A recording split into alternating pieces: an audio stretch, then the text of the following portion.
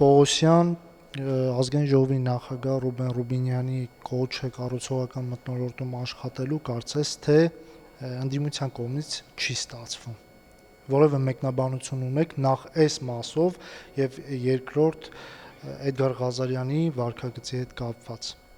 Արդեն երկրորդ շաբաթն է մեկնարկել են ազգային ժողովի նիստերը եւ ես կարող եմ ասել մի քանի անգամ ընդդիմության կողմից այդ բարեկրթության սահմանի արդեն եզրին են հասել եւ երեք կարելի ասել նրանցից մեկ падգամավորը հատեց այդ գիծնել, ինչը որ պետք է ունենա իր գնահատականը, Էդգար Ղազարյանի մասին է խոսքը գնում, այսինքն բազմիցս մինչև մանդատը ստանալը նա շատ կարմիր գծեր է հատել, բայց եթե պայմանավորվածությունը վերաբերում էր արդեն 9-րդ գումարման ազգային ժողովին, արդեն որպես падգամավոր, նա կարծում եմ պետք է մնար բարեկրթության սահմաններում ու արդեն կհետևի արդեն մեր պահելաձևներ ու վստահաբար նրանք չեն շահելու բարեկրթության սահմանները անցնելուց, որտեղ ընդհանրապես լավ դիրքերում չեն ու եթե մենք էլ անցնենք այդ բարեկրթության սահմանը, ուղղակի մենք հարգում ենք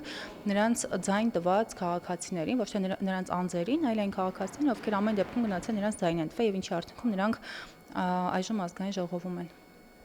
Էդգար Ղազարյանը կարծես թե չի պատրաստվում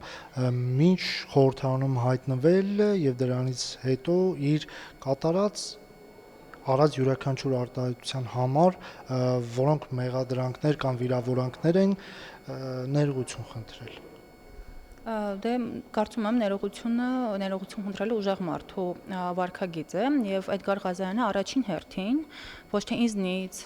մյուսից, մեր մյուս գործընկերներից պետք է ներողություն խնդրել, առաջին հերթին պետք է ինքը իր մեջ ուժ ունենա եւ ներողություն խնդրի հայ սակրավորներից եւ նրանց ընտանիքի անդամներից։ Քանի նա չի խնդրում ներողություն, ես իր հետ չեմ պատկերացնում բացարձակապես անգամ որևիցե քաղաքական բանավեճ, քաղաքական շփում, ոչ մի կերպ ես չեմ պատկերացնում նման անձի հետ։ Նա առաջին հերթին պետք է խնդրի ներողություն հայ սակրավորներից եւ նաեւ երեք նա մարտի 1-ի ողբերգությունը անվանեց որպես մարտի 1-ը բրենդ, դա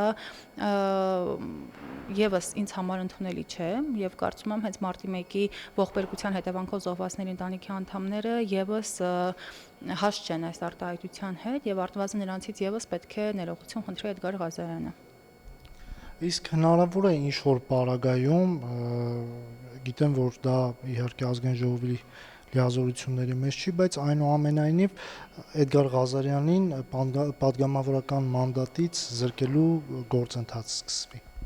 Ես կարծում եմ, որ ուժեղ Հայաստան խմբակցությունը եթե խելամիտ գտնվի, նրան բնականաբար մանդատը վայր կդնի Էդգար Ղազարյանը եւ ես ձեզ ասեմ, որ